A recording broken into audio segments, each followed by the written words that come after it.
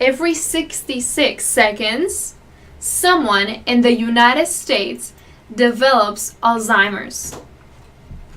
Every 66 seconds. And 1 in 3 seniors dies with Alzheimer's or another dementia.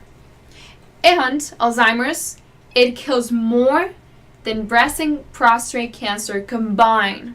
Yeah. So this is Alzheimer's. Let's look at heart disease. Heart disease and stroke are responsible for 1 in every 3 deaths in the U.S.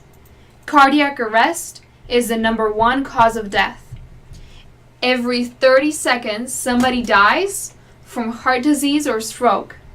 60% of adults don't even know their blood pressure or cholesterol numbers. So 60% of people don't even know that they're at risk. Let's look at cancer. 1 in 4 people will die from some form of cancer in the United States. That is 1,500 people that die every day. And every day there's 43 children that are diagnosed with cancer. 43 children. And those children can be your children or other children that you know, family, friends. Grandchildren. And grandchildren, yes. What about women? 1 in 4 women will experience a miscarriage in their lifetime. 1 in 4 women? Let's look at diabetes. Every 17 seconds, somebody in the U.S. is diagnosed with diabetes. Every 17 seconds. How many people already have been diagnosed with diabetes as we are speaking? And 1 in 12 is the number of people with diabetes worldwide. And 1 in 2 people don't even know that they have diabetes. 1 in 2 people. Now we look at these things in this world, and would you agree with me that we're in a health crisis? We are truly in a health crisis. But why are these things happening? Why do we see so many people die? Why are children, babies that are being born with diabetes, teenagers with osteoporosis? Why are we seeing this today? Our bodies are not being taken care of. We are not taking care of our bodies properly. And what are the 3 major reasons why today there is disease in the world? 1, stress. Have you been stressed this week? Have you been stressed today? Have you been stressed recently? Well, many of you probably are going to say yes. There's always stress around us. The society is just running on stress. Our jobs, our families, stress, continual stress. 2, toxins. Have you been around toxins today? I remember Victoria one day, she shared a health nugget with us, sharing about toxins. And where do we find toxins? And we see that today, the toxins in our air have increased exponentially. The toxins in our food, the toxins in our clothes, in our water. We have toxins everywhere. Every time we breathe in air with toxins. Every time we eat food with toxins and chemicals and additive and hormones and all these kind of things. And then 3, lack of proper nutrition. Do you truly think you have gotten the best nutrition you could that your body actually needs? Do you think that today you got the 90 essential nutrients that your body needs? Well, this is a problem today. Because whenever we say yes to any of these questions, there is going to be disease in our body. It is hard for us to be at an optimal health whenever these 3 things are in our bodies. And we're going to learn here. We see so many problems, but you know what? God has given us the solution. And I believe in Jeremiah 30, is it verse 17? That it says, "For I will restore health unto thee." And in Exodus, it says that God will be able to, as we obey His commandments, He promises that none of the diseases that the Egyptians had, we will have. And it's very interesting that if you do a study on the different diseases that the Egyptians had, It is exactly the diseases that are going on in the world today. Like the top 10 diseases, the Egyptians were suffering from that. And God is promising us that we are not going to suffer from that as we hearken unto his commandments. So do you want to hearken unto God's commandments and be able to have that optimal health in your life? I want to be able to do that. So let's learn about how you and I can do that. Now, over here in Leviticus 17:11, it says, "For the life of the flesh is in the blood." Now, I want to talk to you about this because it's so important.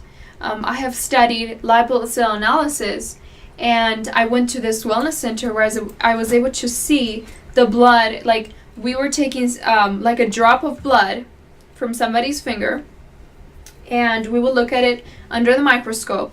And then we would see, like you see in this picture, like different red blood cells, and then the purple ones are the white blood cells. And but many times this is actually healthy blood. What you're looking here is very healthy blood.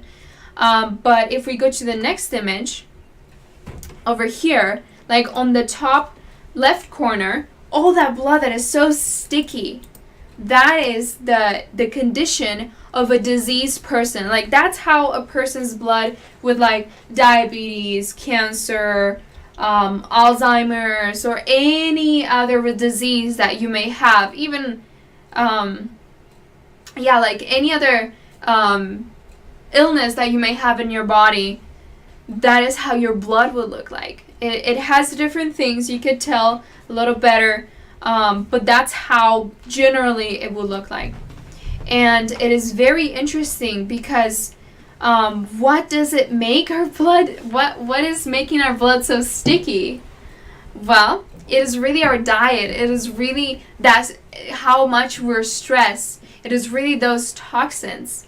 And over here, down here on the right corner, the blood over here looks so much better. It's all spread out. The cells are not stuck together. And that is down there, that is what you could call that your body is alkaline. And this is very, very important to understand the acid and alkaline balance in the body, because God has created our bodies with a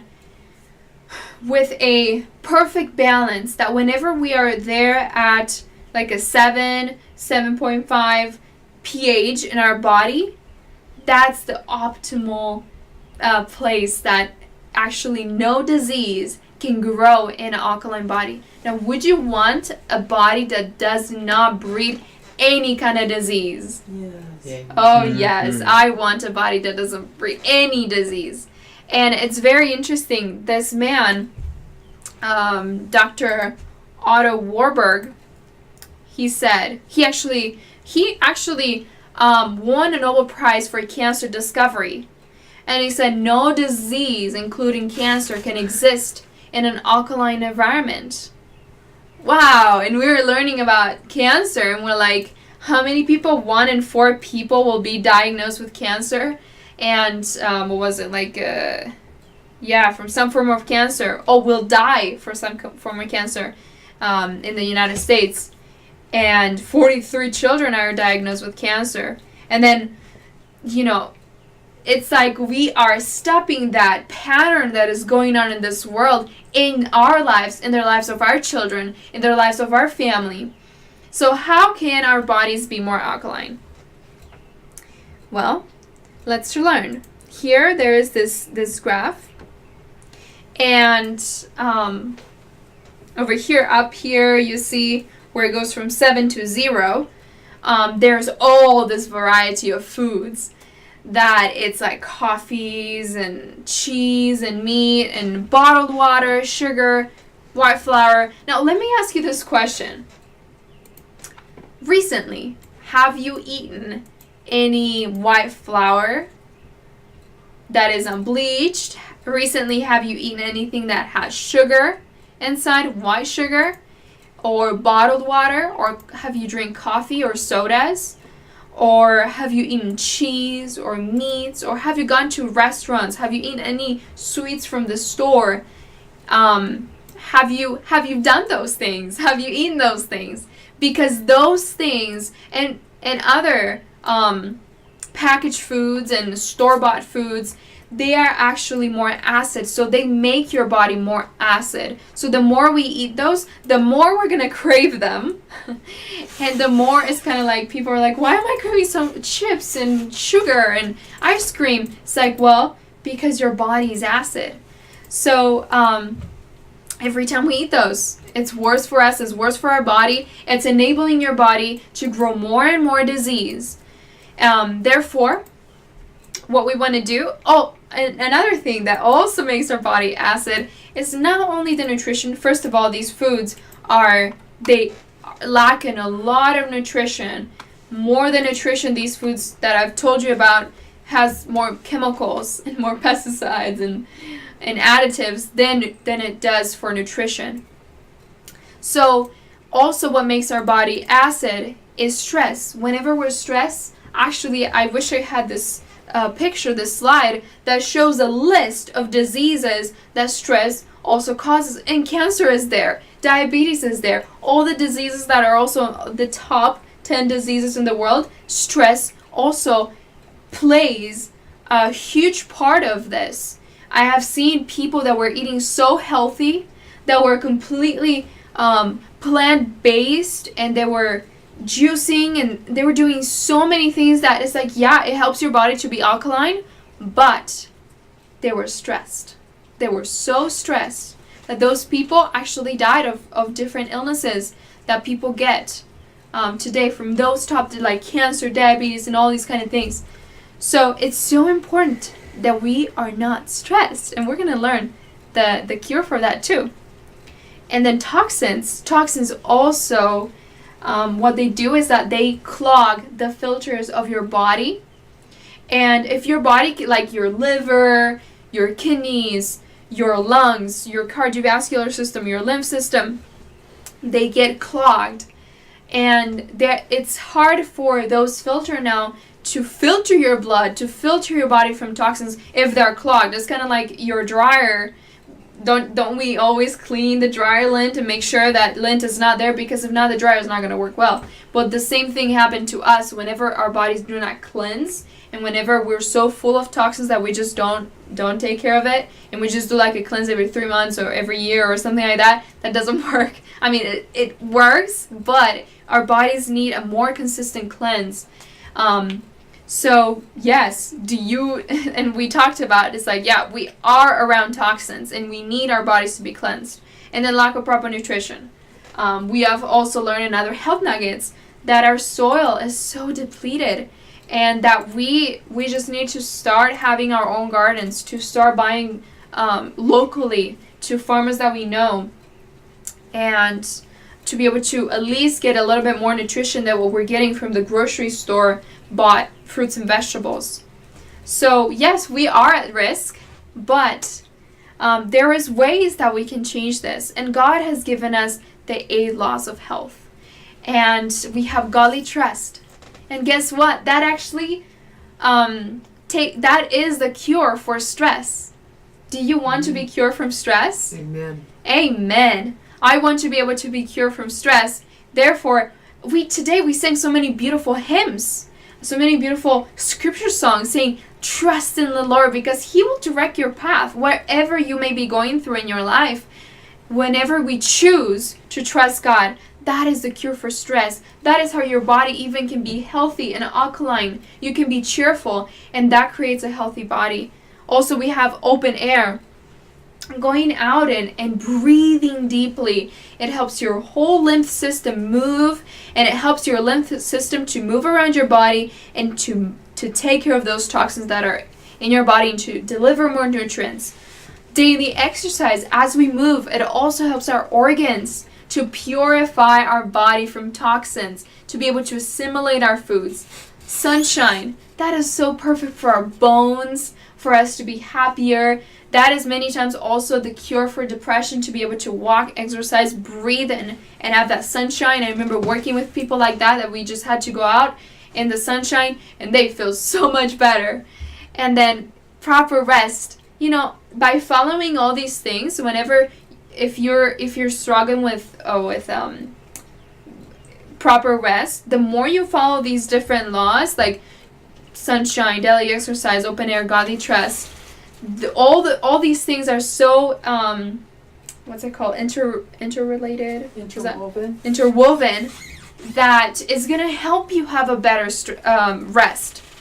And then lots of water. Make sure you know how much water you need to drink a day, because everybody has different weight, different body. So make sure that you know how much water you need to drink a day, and make sure you drink it. And start little by little. Always temperate. How many times we're not temperate and we're eating things that we shouldn't. We eat too much. We stay up too late. Always temperate. That's going to help us to not get those diseases that the Egyptians got. And then nutrition, making sure that we get that good nutrition, that we're getting enough fruits and vegetables and good food, that it's not processed, and we can get that pure nutrition that God has intended. And start growing our little gardens. Even if you're in an apartment, you can still start a little garden and have your little pots with different herbs. And you can really, if you search online how to do that, how to grow a garden in an apartment, there's so many ideas, and you're gonna see it's very fun. If you have children, they're gonna love it.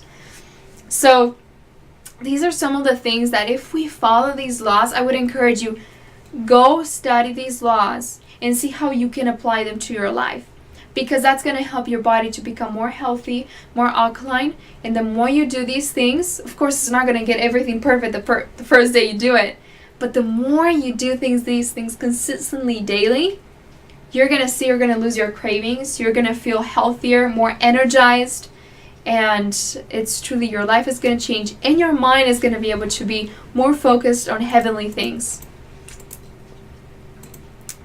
And also, I would like to ask you to share with us in the comments and in the online church platform, what are some things that that you see yourself, how you would apply these laws, how you would see, or even if you find ways that you can grow a garden in your apartment, just share with us some of the ways that you are going to apply these things into your life.